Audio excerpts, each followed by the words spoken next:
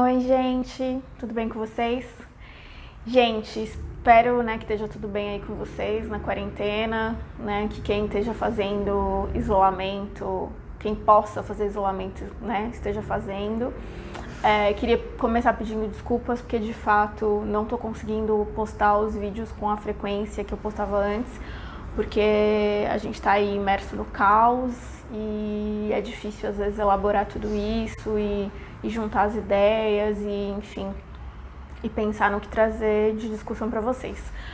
Mas acho que o interessante é não perder a proposta do canal, que é que a gente traga temas aí do cotidiano para discutir aqui, para pensar, para, enfim, problematizá-los, Então, o tema do vídeo de hoje, precisamos falar sobre o coronavírus, Bolsonaro e neoliberalismo.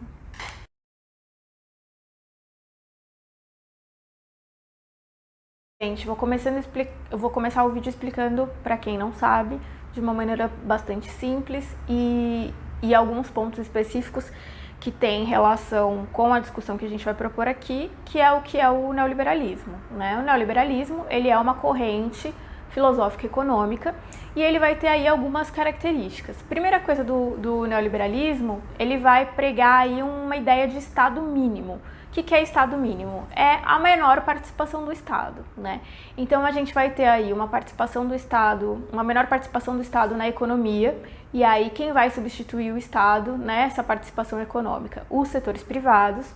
A gente vai ter aí a ideia de redução dos gastos públicos. De que forma que vai se reduzir gasto público? Vai se reduzir gasto público privatizando serviços públicos, como saúde, enfim. Uma pouca intervenção do Estado nas questões do mercado de trabalho e também a defesa dos princípios econômicos do capitalismo, Qual é o princípio mais importante do capitalismo? O que o capitalismo visa? O capitalismo visa o lucro.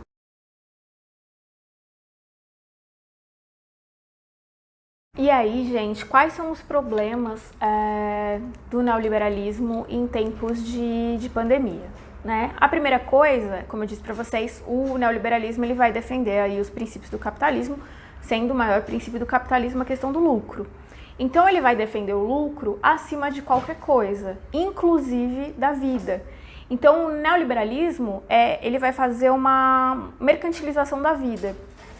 E o lucro vai valer mais no neoliberalismo do que as próprias vidas. Então, o que a gente tem que entender com essa questão do neoliberalismo? Os governos de direita são governos neoliberais, governos de extrema direita e normalmente de centro-esquerda, são governos neoliberais. E esses governos eles vão ter aí uma política de proteção dos interesses da burguesia.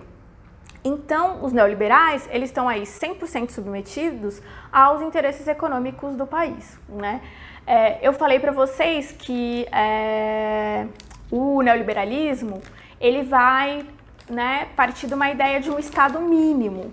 E aí a gente começa a refletir de que, assim, Estado mínimo para quem, Quando perdoa dívidas de banco, Quando não taxa grandes fortunas, Então, para quem que esse Estado é mínimo? O que a gente tem que entender com relação à questão do coronavírus, Os interesses dos governos neoliberais, como é o caso do Brasil, por exemplo, eles não são tomados em função da questão da saúde pública e do interesse de combater o corona com todas as armas possíveis inicialmente, Mas toda a movimentação ela é feita em função dos interesses das corporações que esses governos eles representam, Isso é uma prova de que o neoliberalismo ele não sustenta uma pandemia. Por quê?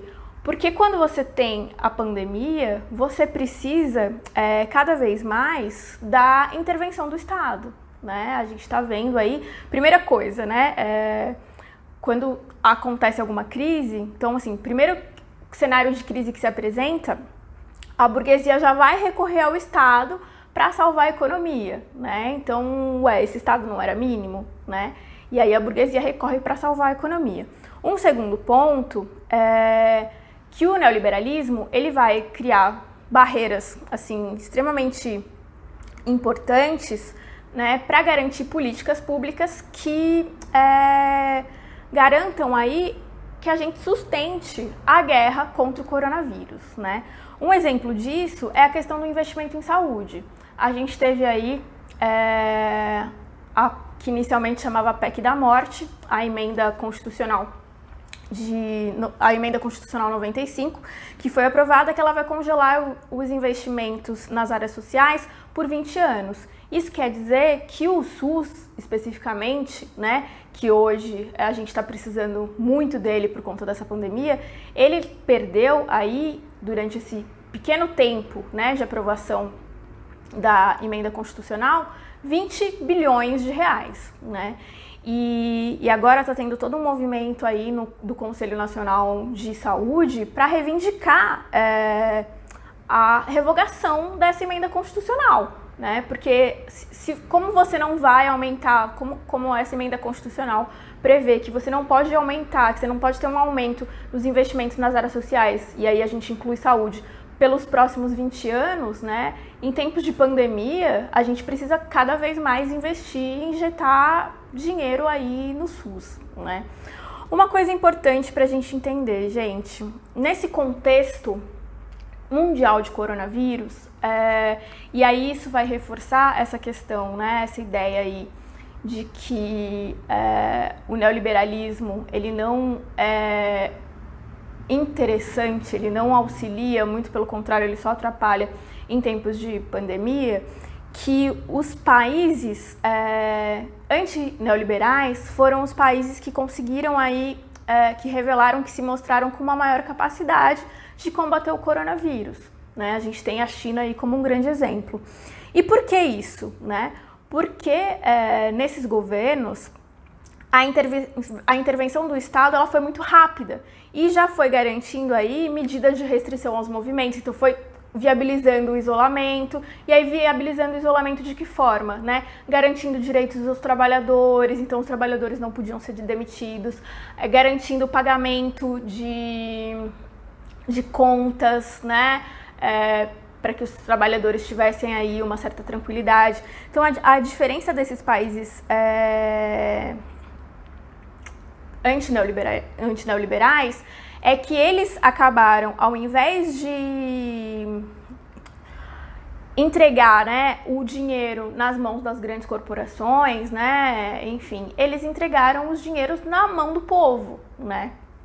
E já, né, no caso dos governos neoliberais, esse movimento ele tem sido feito de uma maneira muito mais lenta, né. A primeira prova disso a gente tem aí que a primeira medida do governo foi injetar aí 1,2 trilhões, né, para socorrer os bancos, né? E aí agora a gente está tentando aí viabilizar medidas para a população, como essa ideia aí de pagar R$600 para a população, né, durante esse período. E o nosso ministro da Economia está aí dizendo que não sabe como vai fazer isso, né? Isso dá muita prova pra gente, né, dessa questão do neoliberalismo. Então, primeiro estão preocupados com as grandes corporações, né? Primeiro se preocupa com as grandes corporações, então vamos injetar dinheiro nos bancos, e depois eu me preocupo com a população, né? Nisso, gente, é importante a gente parar para refletir sobre algumas falas, né, que o nosso presidente teve aí nos seus pronunciamentos e como isso vai se articulando com toda essa realidade, né? Então eu fiz um acompanhamento a partir dos 4 pronunciamentos oficiais que ele deu, né? Para a gente entender um pouco aí como o discurso dele ele vai mudando no decorrer desse processo todo, né? Então é importante a gente entender tanto o discurso do Bolsonaro quanto as suas atitudes. E aí a gente teve um pronunciamento que foi feito, né, ontem. Esse vídeo está sendo gravado, ele vai para o canal amanhã, quinta-feira, mas ele está sendo gravado na quarta-feira, então na terça-feira, dia 31, hoje é 1º de abril, o Bolsonaro, ele deu uma recuada. Então, para que a gente entenda um pouco todo esse discurso do nosso presidente.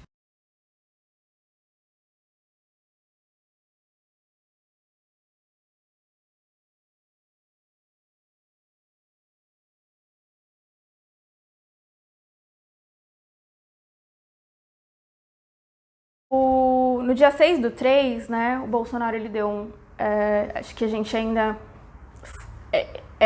um discurso que antecede a quarentena, né, a questão do isolamento social e o fechamento dos comércios e das escolas, enfim, redução do transporte, né, dentre algumas coisas que o Bolsonaro fala no primeiro discurso dele, que é um discurso bem curtinho, eu queria destacar um ponto que ele fala, que é que devemos seguir rigorosamente as recomendações dos especialistas, que essa é a melhor medida de proteção.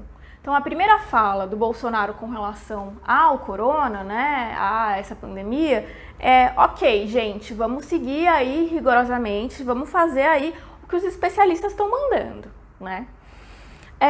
No segundo pronunciamento, que eu não consegui identificar a data, mas que provavelmente foi feito uma semana depois, ele fala todas essas questões, só que aí ele menciona que a gente precisa ter zelo pelo dinheiro público, né? A gente precisa zelar o dinheiro público. E aí a gente já começa a pensar, né? Como é que a gente zela dinheiro público em tempos de pandemia, que a gente precisa aí de investimentos em políticas, né, sociais. Enfim.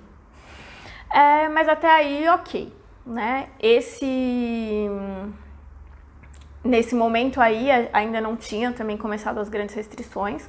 E aí no outro discurso, que eu acho que de todos os discursos é o discurso mais polêmico de todos, que é o discurso do dia 24/3, ele começa falando, né? Vou mencionar aqui algumas falas dele. Então, nossa vida tem que continuar, os empregos devem ser mantidos, o sustento das famílias deve ser preservado, devemos sim voltar à normalidade, né? Se a gente for pegar o primeiro discurso, quando ele diz que a gente deve seguir rigorosamente as recomendações dos especialistas, ele já está indo contra os especialistas. Ele está dizendo, não, gente, vamos voltar ao normal, né? Vamos, enfim, retomar nossas vidas. E aí ele fala também assim, que a gente deve abandonar o conceito de terra arrasada, a proibição dos transportes, o fechamento do comércio e o confinamento em massa, né? Ele está dizendo que a gente tem que parar com o isolamento, né? E aí, se a gente for pensar, por que a gente tem que parar com o isolamento? Por que as pessoas precisam sair das suas casas e voltar à normalidade? Porque, de novo, voltando, né, governos neoliberais respondem aos interesses de quem? Né? Das grandes corporações. Se você tem todo mundo em casa, né, se as pessoas não estão trabalhando, a economia gira, as grandes corporações, né, enfim, que são sustentadas aí pelo lucro, elas conseguem se manter nesse lugar? Não conseguem, né? Então, se a gente pensar o que esse discurso do Bolsonaro diz pra gente, com quem que ele está comprometido, né? Ele está comprometido com a vida da população, ele está comprometido com a melhora da questão da pandemia, ou ele está comprometido, né, e é interessante a gente perceber as variações do discurso, o quanto isso também não deve estar relacionado com a pressão que ele vai recebendo dessas grandes corporações que colocaram ele no lugar de presidente, né? Isso é uma coisa que a gente precisa ressaltar, né? Então, esse discurso ele muda, né? E entra naquilo que a gente conversou antes, que é isso, né? Que enquanto os governos antineoliberais, o Estado vai ter uma decisão muito rápida, uma intervenção muito rápida e vai pensar em políticas, né? Para garantir a vida, para garantir, enfim, condições e direitos dos trabalhadores, aqui a gente está tendo um processo inverso, né? É óbvio que esse discurso do Bolsonaro ele foi extremamente infeliz e aí ele gerou assim uma mobilização, enfim, da população como um todo, e aí a gente já estava aí tendo os panelaços e aí a intensidade dos panelaços só foi aumentando. E ontem a gente teve de uma certa maneira, um recuo do Bolsonaro, né? Ele muda um pouco o discurso dele, então ele começa primeiro, né? Porque nesse discurso do dia 24/3, ele compara, né, que para uma pessoa que não que não tem ali fatores de risco, né, que não está no grupo de risco, o coronavírus se comportaria como uma gripezinha, um resfriadinho. Então ele vai chamar o corona de gripe ou de resfriado, né? Já no dia 31/3, que foi ontem, ele já começa falando que a gente está enfrentando o maior desafio da nossa geração. E ele chama o coronavírus de uma pandemia. E aí ele muda o discurso e ele diz que a fala dele é: minha preocupação sempre foi salvar vidas, né? Se a gente for pensar... Ui, Afeto apareceu aqui. Oi, meu amor. Fala oi pros inscritos. Se a gente for pensar, os governos neoliberais, eles vão governar para as grandes corporações, mas eles precisam governar, né? Então esse recuo do Bolsonaro, ele pode ser tranquilamente justificado aí por uma necessidade dele de continuar, né, dentro das possibilidades, fazendo o trabalho dele. Mas a gente vê que, por exemplo, ainda existe aí uma dificuldade, né, voltando, ao mesmo tempo que a gente teve uma aprovação muito rápida não, foi disponibilizado muito rapidamente dinheiro, né, trilhões, né, 1,2 trilhões aí para os bancos, né. Quando a gente fala em termos de população, Afeto tá querendo comer meu cabelo, gente. Quando a gente fala em termos de população, né, a gente tá falando aí de 600 reais, né, enfim, para que as pessoas consigam, né, e se a gente for pensar, é um valor irrisório, né, 600 reais para que as pessoas consigam, de uma certa maneira, passar esse momento com um pouco mais de instabilidade, né, o movimento para aprovação, ele é muito mais difícil, né. Moral da história, gente, o que a gente pode, que conclusão a gente pode chegar no final das coisas, né? Que a gente precisa de algo que supere o neoliberalismo, né? Então a gente precisa de uma superação do neoliberalismo. Ela vai ser necessária tanto para a gente vencer a guerra contra o coronavírus, como qualquer outra guerra que venha a colocar a humanidade em risco, né? Então essa ideia de Estado mínimo, essa ideia de pouquíssima intervenção do Estado, essa ideia de privatização dos serviços públicos, ela cai por terra quando a gente se vê numa condição que a gente está se vendo agora, né? Você vê aí que vai acontecer provavelmente, né, um colapso no sistema de saúde e a gente tem, na verdade, que cada vez mais o Estado estar presente, garantindo aí que a gente consiga passar por essa pandemia, né, de uma maneira assim, que a gente preserve as vidas e não que fiquemos visando o lucro. É óbvio, o país vai entrar numa crise econômica? Vai, mas eu acho que isso é o de menos. Eu acho que agora a nossa preocupação é salvar vidas, é garantir que o sistema de saúde não entre em colapso. Por isso, gente, de novo, eu comecei falando isso e eu vou terminar falando isso. Quem puder, quem tiver este privilégio, já discuti isso no vídeo anterior, que quarentena é um privilégio, nem todo mundo, né, pode fazer quarentena. Quem tiver esse privilégio, faça, né? A gente é um vírus que tem aí um contágio muito grande, né, e que a gente só vai evitar, né, e diminuir esse contágio se a gente ficar em isolamento. Isso foi o que funcionou para os países como a China, por exemplo, que está conseguindo aí superar o corona, tá certo? Bom, é isso, gente. Os pedidos são os mesmos de sempre, né? Que vocês se inscrevam no canal, que vocês curtam o vídeo, que vocês compartilhem, que vocês comentem, né? E é isso, gente. E acho que, de novo, eu reforço isso. Vamos cada vez mais se apropriar das discussões da nossa sociedade. Vamos cada vez mais ocupar o nosso lugar dentro dela, tá? E, de novo, reforço para vocês. Vejo muita gente reclamando de tédio e de que não tem o que fazer. Agora são 11 vídeos no canal para vocês assistirem, tá certo? Então é isso, gente. Obrigada mais uma vez.